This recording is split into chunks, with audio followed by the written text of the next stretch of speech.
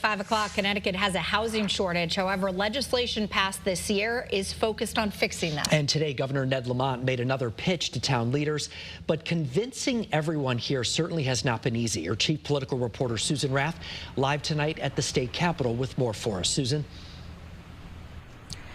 Mark, lawmakers have actually taken two stabs at this housing legislation. In fact, they came back last month for a special session to vote on a revised plan. Now, everyone seems to agree Connecticut needs to do something, but getting everyone on board, well, that's proven to be quite a struggle. Ask town leaders what they think of the housing legislation, and you'll get different answers. Is it perfect? Of course not. But it's much better than what it was. Despite pushback over Lamont's housing bill. And how can we work together to make sure the state can be your partner? Governor Lamont continues to seek support.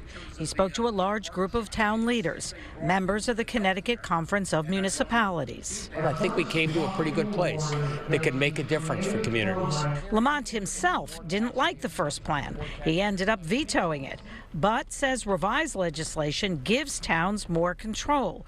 It also creates incentives and funding for towns to build more housing and makes it easier to convert commercial buildings into residential.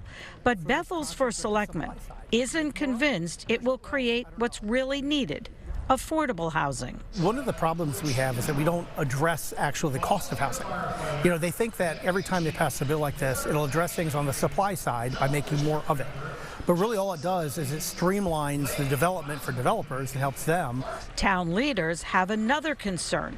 There could be a lot more regulations. Hartford has been building lots of new housing. The city's mayor says Connecticut cannot afford not to take action. We've got to throw the kitchen sink at it. We've got to do everything we can to meet the urgency of the moment, because a lot of people who are my age, I'm a millennial, right? A lot of people are not coming to Connecticut, not staying in Connecticut, not building families in Connecticut, because they simply can't afford to live here.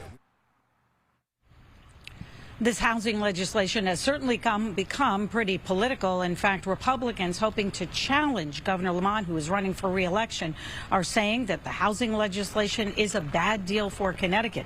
However, there are plenty of town leaders and municipal groups who say it is a step in the right direction.